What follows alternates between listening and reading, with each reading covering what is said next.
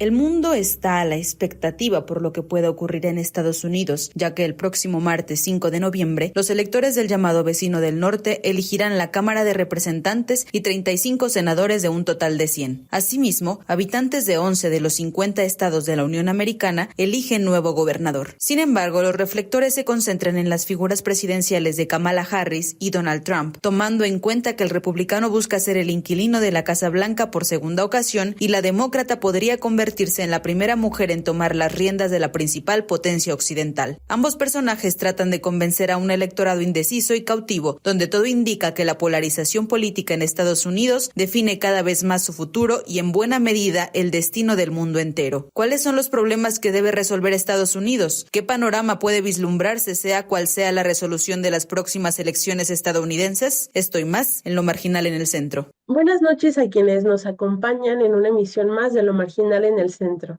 Bienvenidas y bienvenidos. En el programa de esta noche platicaremos sobre las elecciones en los Estados Unidos, uno de los procesos electorales más importantes del mundo, debido a que quien quede al frente de la Casa Blanca determinará la política internacional de los Estados Unidos por los siguientes 4 años.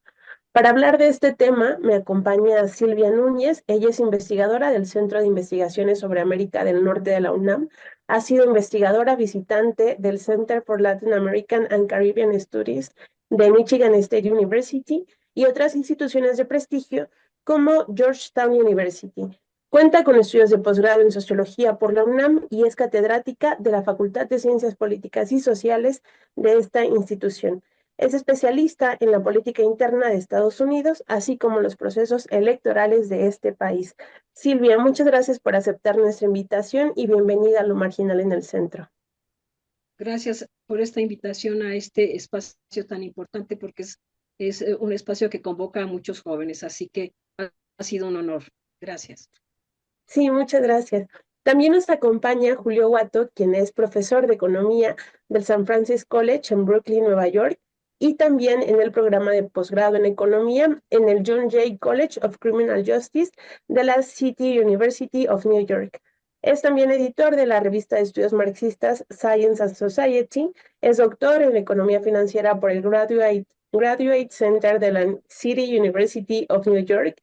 Es maestro por la New School for Social Research de Nueva York y tiene una licenciatura en Economía por la Universidad de La Habana en Cuba. Julio, un placer contar con usted en el panel de esta noche. Muy buenas noches y bienvenido. Muchísimas gracias por la invitación y me siento muy honrado de compartir el espacio con ustedes y con la doctora Núñez García. Comencemos entonces con la charla que nos ocupa esta noche. Las elecciones de Estados Unidos suelen ocupar la atención de todo el mundo, pero especialmente la de nuestro país al tener una agenda compartida en distintos aspectos sociales, políticos y económicos.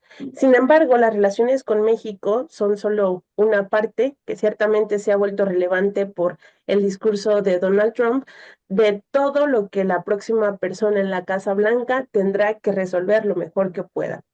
Julio, desde su perspectiva, ¿cuáles son los principales problemas que tiene que resolver a nivel local e internacional el próximo presidente o presidenta de los Estados Unidos?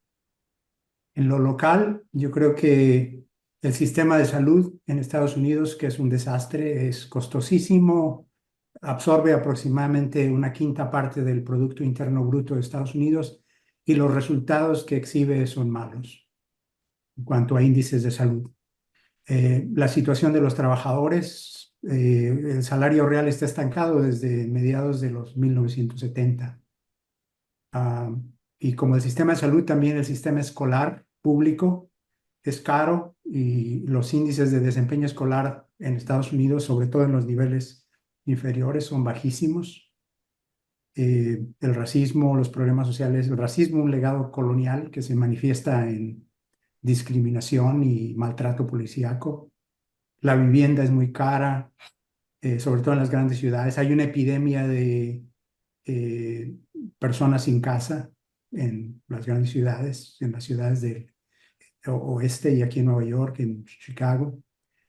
La infraestructura se ha deteriorado muchísimo y el gobierno federal ha hecho poco para restaurarla y modernizarla, adaptarla a las condiciones del siglo XXI. El cambio climático está teniendo efectos evidentes en el bienestar de mucha gente. En el sureste, por ejemplo, hace poco estuvo en las noticias en los huracanes, el huracán Mitchell. En el oeste de Estados Unidos, las sequías y los incendios forestales.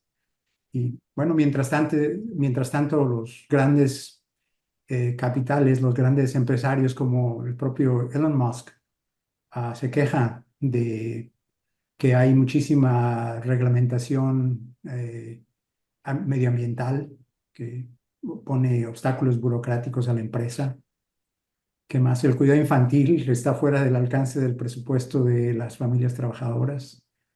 Y bueno, la inmigración, que los flujos de inmigración comenzaron a dispararse a partir de 2019, cuando Trump todavía era el presidente. O sea que no es un problema exclusivo de la administración de Biden, pero sí ciertamente se agudizó durante el periodo de Biden. Y bueno, es algo que los republicanos Trump están explotando muchísimo en su campaña y que resuena en los estados que están en contienda electoral, como Wisconsin y ah, Michigan, Pensilvania. En la esfera de las relaciones internacionales, como es sabido, en el último medio siglo, en los últimos 40 años, el centro de gravedad de la economía mundial se ha ido alejando del Estados Unidos y de la Alianza Atlántica de Estados Unidos, desplazándose hacia el Pacífico como resultado de la industrialización rápida, espectacular y la modernización tecnológica e industrial de China. Y el crecimiento de la India, la recuperación de Rusia después de la catástrofe social y económica que sufrió después de la caída soviética. Yo creo que las élites gobernantes de Estados Unidos, de los dos partidos políticos, no entienden que el caballo ya se le salió del corral y que, salvo mediante una guerra mundial suicida, no creo que haya manera de detener la caída o el deterioro rápido de la hegemonía imperialista de Estados Unidos y la emergencia de un cuadro internacional más multipolar. Entonces, estamos observando tensiones. Pero me voy a callar mejor aquí y voy a dejar que la doctora Núñez García hable más porque quiero escuchar su opinión. Gracias. Pero Sí, de eso, acuerdo. sí. Sí, muchas gracias, Julio. Entonces, maestra Silvia, ¿usted cuáles son los aspectos que considera más relevantes, los problemas con los que se tendría que enfrentar la próxima persona que ocupe la Casa Blanca?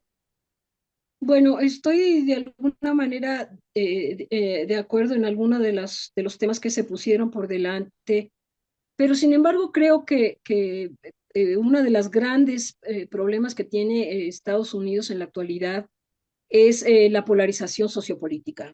Es decir, si los problemas están bien identificados, que no estaría no concuerdo en el hecho de que todo está tan mal, porque si vemos, Estados Unidos sigue estando en los lugares de mayor índice de desarrollo humano, una cuestión que no se comunica generalmente a los estadounidenses. ¿Y eso qué quiere decir? Que su país, en medio de muchos otros, y sus ciudadanos en conjunto siguen gozando de cantidad de privilegios por encima de los habitantes de muchos países en el resto del planeta. Sin embargo, lo que está en juego es cuál de los dos proyectos políticos es el que le inyecta mayor confianza al pueblo de los Estados Unidos para precisamente poder mover la economía en positivo, porque sí han tenido después de la pandemia del COVID-19. Como todos sabemos, Estados Unidos fue el país en donde más hubo víctimas, más muertos en todo el mundo, y que tuvo que hacerse un programa de inversiones fenomenal para el rescate de la economía, que es del cual ha derivado una inflación rampante, que es precisamente con la cual no están de acuerdo los estadounidenses.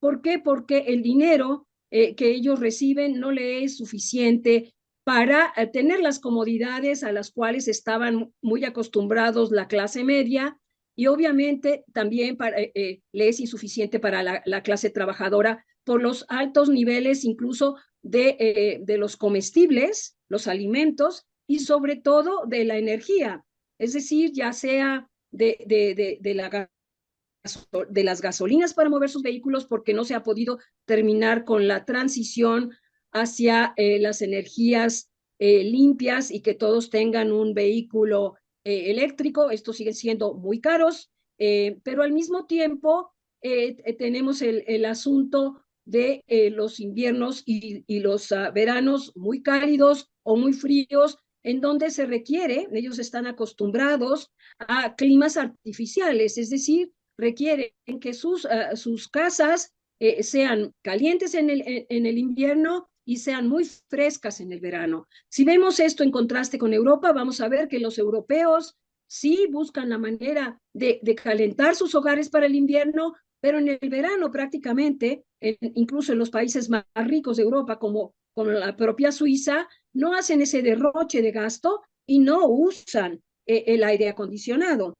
Entonces, yo quisiera subrayar que si Estados Unidos y todos los ciudadanos de este país se quejan de su situación, es porque simple y sencillamente no se están viendo en contraste, ¿verdad?, con países de economías medias. Es decir, el tema de la desigualdad sí es rampante en los Estados Unidos, la cantidad ominosa de cómo es posible que se amasen fortunas vis a vis la imposibilidad incluso de que las mujeres y los hombres obtengan para el mismo trabajo un salario equitativo, equiparable. Entonces, hay una cantidad de temas, diría yo, disfuncionales que se manifiestan en la insatisfacción de los ciudadanos estadounidenses frente a una contienda en donde sobre todo Donald Trump les está diciendo, miren, volteen a ver el pasado. Los mejores tiempos de los Estados Unidos se quedaron atrás. Cuando Estados Unidos, obviamente, también tenía enormes conflictos a diestra y siniestra.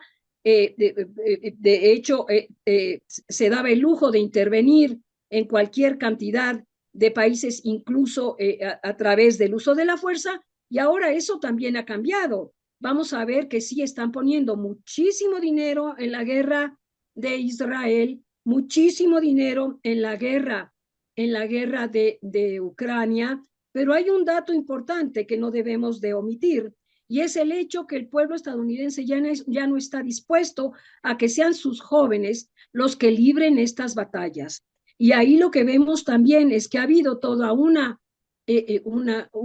reconversión, diría, un avance tecnológico al cual está apostando los Estados Unidos en todos los flancos, incluyendo el flanco militar, y ahora por eso podríamos ver que el escenario tanto de Ucrania como de Israel se utiliza para probar nuevos tipos de armamentos en donde, bueno, los efectivos militares, es decir, en el terreno de los Estados Unidos, pues simple y sencillamente no los vemos. Entonces, creo que hay una enorme insatisfacción en su interior debido a múltiples razones, las apuntó también muy bien el profesor, pero también han sido de alguna manera muy manipulados a través de las redes sociales, que son ahora una de las grandes armas políticas a través de la cual fluyen, digamos, propaganda muy tóxica, tan tóxica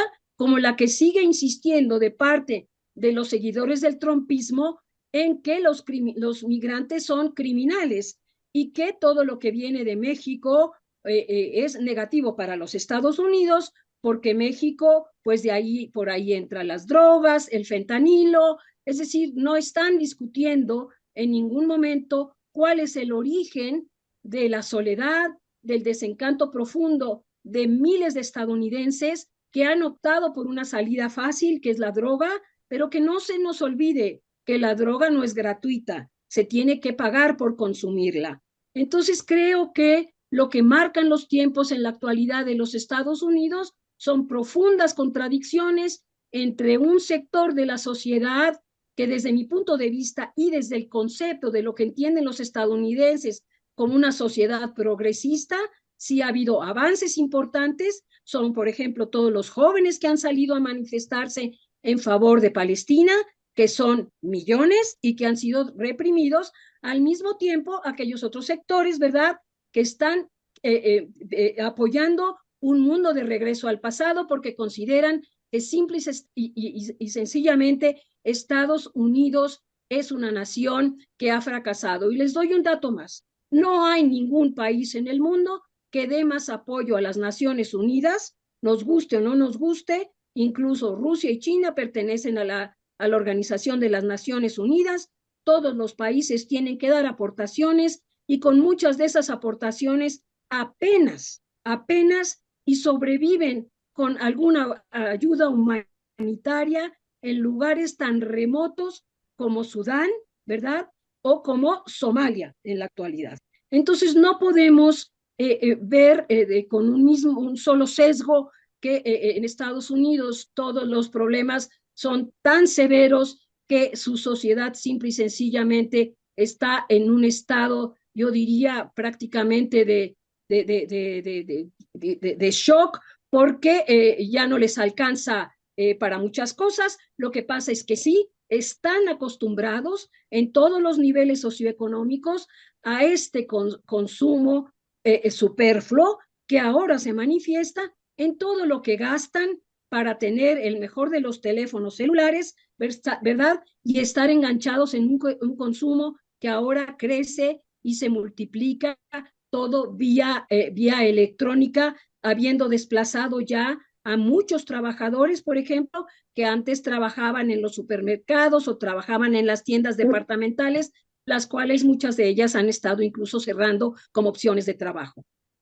Sí, este panorama que presenta Silvia, por supuesto que nos pone el énfasis en que se trata de un país muy complejo, con muchos intereses que se mezclan, con contradicciones sobre puntos en común e incluso sobre problemas que se sienten de la misma manera, pero la forma en la que se busca solucionarlos no es exactamente la misma, como el caso de la migración, que es claro que se presenta como uno de los problemas también muy importantes, como también lo mencionaba Julio. Y en ese sentido, quería preguntarle, Silvia, acerca de los candidatos, bueno, el candidato Trump y la candidata Harris, ¿qué intereses representan cada uno de ellos? ¿A qué grupos políticos y económicos estarían respondiendo?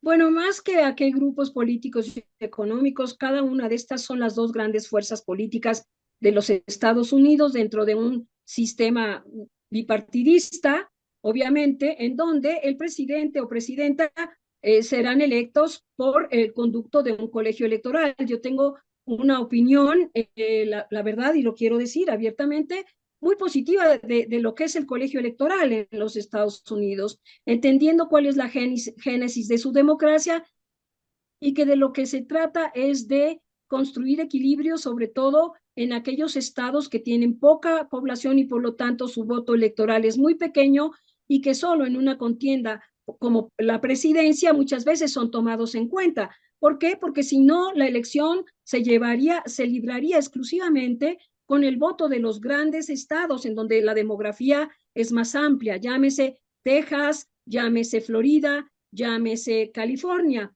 Pero en síntesis podríamos decir que por grupos sociales los que están siguiendo sobre todo al Partido Republicano son los blancos evangélicos protestantes, de manera muy significativa los mormones. Hay que tomar en consideración que el tema de la religiosidad en Estados Unidos sigue siendo un componente importante dentro de la esfera política.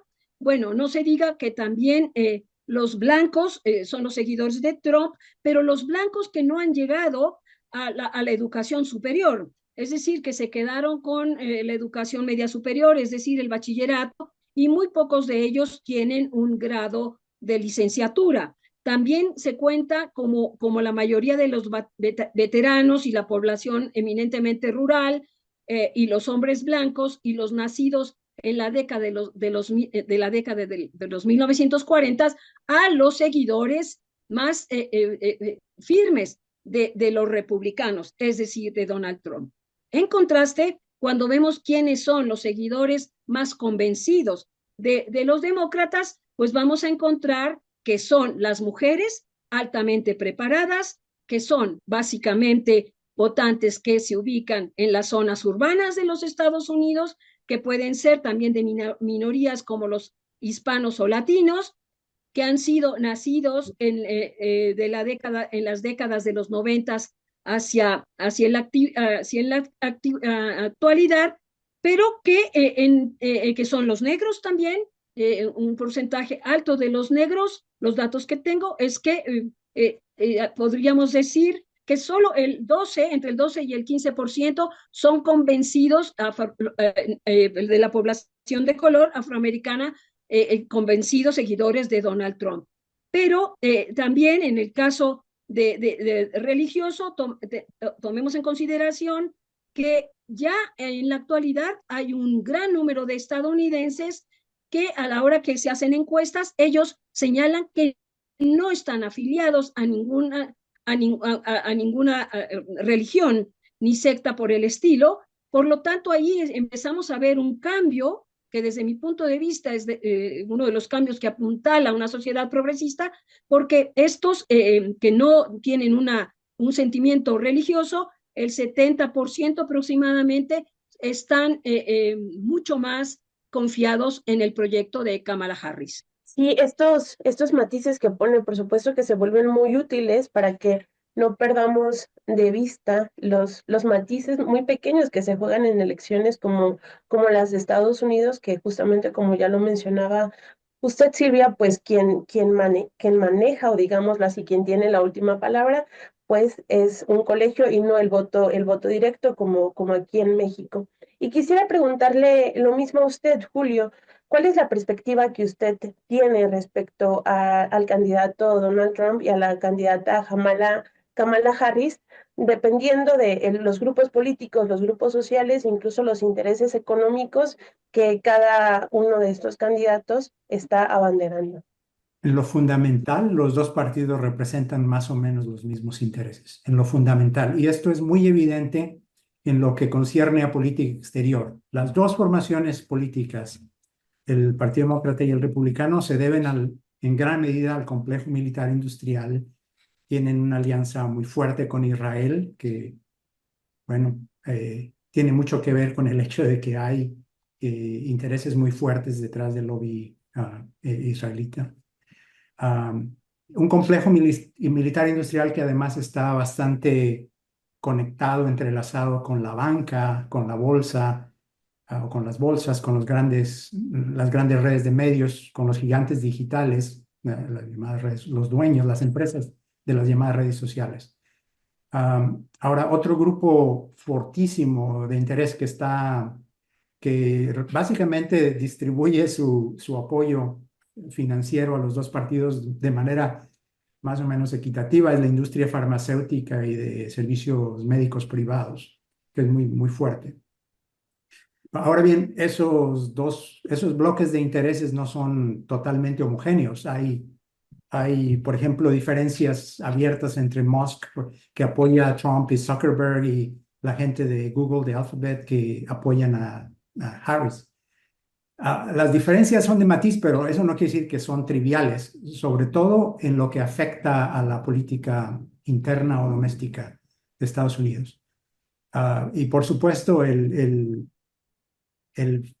tesoro, el poderío fiscal del gobierno federal de Estados Unidos es suficiente también es importante como para que los intereses económicos busquen acomodarse con las distintas administraciones para recibir concesiones mineras o de espectro electromagnético, contratos militares y contratos de otro tipo.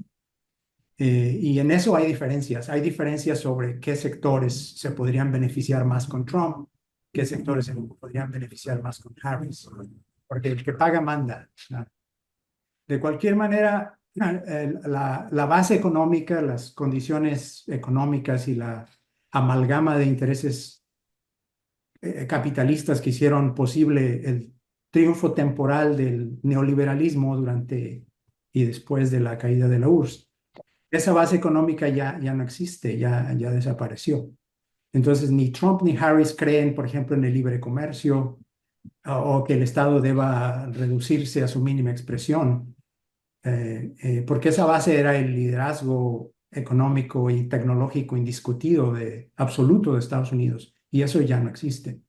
Entonces, los dos partidos también coinciden en cuanto a política comercial, y prueba de ello es que Biden reforzó o mantuvo algunas de las tarifas de los impuestos que imponen, que tasan a las importaciones que introdujo Trump durante su periodo. Ahora, Trump ha transformado al Partido Republicano. Los grupos de interés económicos, políticos, religiosos, como los que mencionaba la doctora, lo apoyan. Hay un sector del Partido Republicano que es el que está más directamente conectado con el complejo militar industrial, el que es más guerrerista, más agresivo, más anti-China, más anti-Rusia, más anti-Irán principalmente, que tiene temor de que Trump no se le supedite, que Trump, por ejemplo, abandone Ucrania. Trump lo ha dicho, que considera esa guerra como una estupidez. Y entonces tienen ese temor. Entonces hay parte de ese bloque de intereses que están muy fuerte detrás de Harris, y no solamente de Harris, sino del equipo, un equipo que viene desde Clinton, Bill Clinton, y de Obama y Hillary cuando era secretaria de Estado. Es un equipo muy conectado con el complejo militar industrial. Y que entre la gente de Trump, y ese es el temor que tiene la gente de Harris, el equipo de Harris, entre la gente de Trump hay algunos que creen que la guerra en Ucrania fue provocada por la OTAN, es decir, por Washington, porque Washington es el que manda en la OTAN, y que lo hicieron para debilitar a Rusia. Pero creo que está claro que el tiro les ha venido saliendo por la culata. Y hay ese grupo que se llaman los realistas, que creen que fue un error estratégico mayúsculo el haber, creen ellos, empujado a Rusia a los brazos de China. Ellos consideran que el enemigo estratégico real de Estados Unidos a mediano plazo y a largo plazo es China. Entonces, tanto demócratas como republicanos coinciden en la necesidad de detener y descarrilar a China, aunque hay diferencias sobre cómo hacerlo, cómo abordar ese problema. Ahora, tal vez Wall Street, tal vez los bancos, las empresas financieras estén un poco más a favor de Harris. Los empresarios medianos, pequeños, las industrias primarias, minería, petróleo, etcétera, yo creo que prefieren a Trump. Pero en cualquier caso, desde mi punto de vista, y yo, bueno, discrepo mucho con la caracterización que la doctora hizo sobre la historia bueno, no sobre la historia, sino sobre el carácter, la naturaleza del sistema electoral de Estados Unidos. Yo creo que es profundamente antidemocrático, le arrebata poder electoral es decir, en una democracia debería ser una persona un voto. Hillary Clinton le ganó a Trump en el voto popular por más de 3 millones de votos, creo. Más de 2 millones de votos, 3 millones de votos. Sin embargo, perdió en el colegio electoral de calle ante Trump, porque hay estados, y eso tiene que ver con la historia del esclavismo, con la historia de la cuasi exterminación de la población nativa de Estados Unidos, de la expansión territorial de Estados Unidos hacia el oeste, del arrebatarle más de la mitad del territorio que originalmente pertenecía a México, etcétera. Esa es la historia que está detrás del actual colegio electoral, es la idea de mantener, de dejarle poder a estados que, en fin, estados que tienden hacia el conservadurismo y que bloquean muchas de las reformas progresistas importantes que la población regular de Estados Unidos necesita, como por ejemplo la del sistema de salud. Porque bueno, bloquean ese tipo de reformas. Ahí me quedo. Sí, sí, pues creo que sobre ese punto ciertamente se manifiestan voces a favor y voces en contra. Sin embargo, pues el tiempo de nuestro programa se nos está terminando y no quisiera que nos fuéramos sin mencionar, sin que ustedes nos dieran su punto de vista acerca de qué puede esperar México y América Latina dependiendo de quién quede en la Casa Blanca o alguna especie de lineamiento general si es que si es que lo hubiera. Silvia, ¿podríamos comenzar con usted, por favor? Sí, rápidamente. Yo nada más quisiera decir que en realidad, rápido, la gran mayoría de las elecciones ha coincidido la mayoría del voto popular con el voto electoral, pero en algunas ocasiones ese no ha sido el caso. Por lo tanto, la democracia de Estados Unidos tiene dos maneras de llegar a la cúspide, es decir, por minoría o por mayoría. Y esto me parece que es una cuestión del excepcionalismo estadounidense solamente para una democracia que tiene estas características, porque la destrucción del colegio electoral, tomando en consideración que los estados más pequeños son los originales, son los que corresponderían a las 13 colonias, simple y sencillamente no va a suceder, porque sería de alguna manera quitarles esta noción que han introyectado a lo largo de su historia de que cada uno de estos son pequeñas repúblicas que de manera muy libre y soberana decidieron sumarse a otros que acabaron siendo estados mucho más grandes en territorio y en demografía.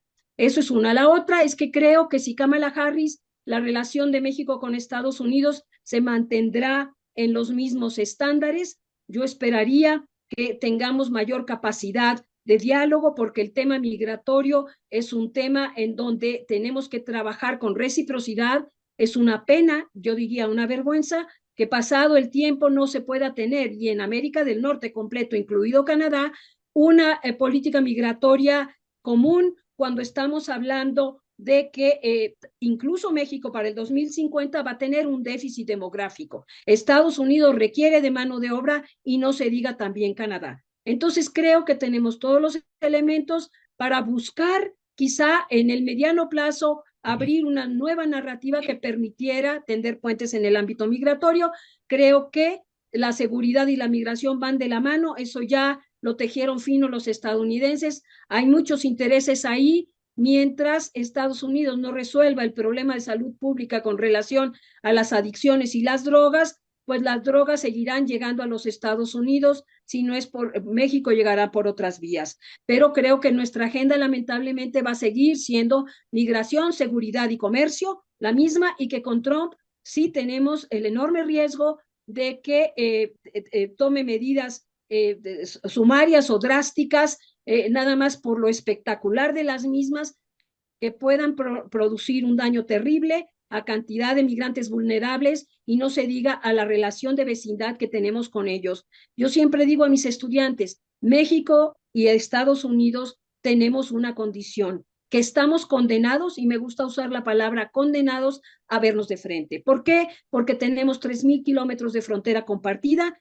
y porque no debemos omitir que 37 millones de personas de origen mexicano hicieron su casa en los Estados Unidos y su opción sigue siendo Estados Unidos. Muy pocos son los que retornan a México. Así que ya les dibujé de alguna manera lo que veo que puede suceder, pero lo que nos falta es precisamente fortalecer los vínculos y sobre todo apuntalar la educación como uno de los grandes ejes de la relación bilateral México-Estados Unidos, que solamente en el periodo de Obama y Enrique Peña Nieto hubo una estrategia que empezó a dar resultados positivos, pero que lamentablemente él abandonó el trumpismo y los regímenes sucesivos. Sí, sin duda este último punto que usted menciona, Silvia, es crucial precisamente porque tenemos una historia compartida, tenemos raíces compartidas y pues justamente a través de la educación sería fundamental que se fortalecieran y se sacara lo mejor de ambos países. Y por último, terminamos con usted, Julio. ¿Qué podemos esperar en México y en América Latina en torno a las elecciones, al resultado de las elecciones de este 5 de noviembre? Bueno, tal vez, dada la situación mundial que esbocé, haya menos hostilidad hacia América Latina y menos presiones sobre México, más espacio para que México pueda avanzar, consolidar a, a la nación. Puede haber diferencias importantes porque puede haber diferencias en el estilo de gobierno de Trump y de Harris. Yo creo que Harris optaría más por alianza económica y comercial con América Latina y pues con México. México va a ser uno de los principales beneficiarios de la reubicación o relocalización, no sé cómo le digan en español, del nearshoring, ¿no? Del traer la industria fabril más cerca de la frontera de Estados Unidos o traerla a Estados Unidos, que es una de las intenciones de algunas de las iniciativas legislativas que tuvo Biden. Entonces, ese es un esfuerzo bipartidista. Es muy probable, entonces, que México se beneficie por esa tendencia y sobre todo en lo que toca a industria semipesada y pesada, automotriz, electrónica, etc. Trump amenaza con una política migratoria y comercial más agresiva contra América Latina. Está diciendo que si empresas chinas establecen, por ejemplo, grandes fábricas automatizadas o semiautomatizadas para armar automóviles chinos, que no va a permitir que esos automóviles chinos entren en Estados Unidos, etcétera. Él ladra mucho, pero es parte de su estilo transaccional de gobierno, que es, yo no he leído su libro, pero tengo una idea de cómo Trump es una personalidad local aquí en Nueva York y bueno, desde los años 90 todos hemos estado expuestos al trumpismo de una u otra manera. Entonces él tiene ese estilo de siempre arrancar con amenazas, dizque para debilitarle la mano de naipes al adversario, pero el poder negociador de Estados Unidos no depende de la habilidad o de la personalidad de un presidente, de Trump. Hay una anécdota que Cristina Kirchner cuenta que dice que ilusionada ella por la llegada de Obama a la presidencia de Estados Unidos, le decía a Fidel Castro, está llegando un negro a la presidencia de Estados Unidos, nos va a dar un break. Y Fidel le dijo, recuerda, Cristina, que este es un sistema. En efecto, yo creo que es un sistema. No quiere decir que los individuos son juguetes de fuerzas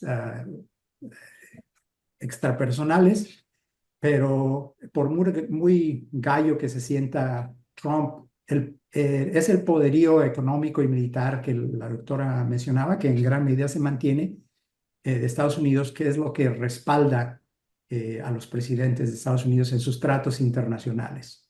Pero eso va de más a menos. Esa es la verdad. Esa es la verdad. Y los estadounidenses, la gente de la calle, cada vez más entiende porque la gente está expuesta a la información de todo el mundo, incluyendo información que viene de China, de Rusia, etcétera. Y por supuesto hacen sus descuentos, es decir, no toman todo al valor nominal con que aparece esa información en los medios sociales, pero la gente se da cuenta y bueno, los estadounidenses, en la formación de la percepción política de los estadounidenses, no cuenta tanto la comparación con el tercer mundo, con México, con África, sino más bien es la comparación con su propio pasado o con el pasado ilusorio que se imaginan. Y bueno, y el temor que tienen de que Estados Unidos pierda su posición estratégica, que creo que eso no tiene vuelta para atrás. Entonces, América Latina tiene que aprovechar la oportunidad que esta situación de emergente multipolar le ofrece para avanzar en sus proyectos nacionales. Esa es mi concepción. Gracias.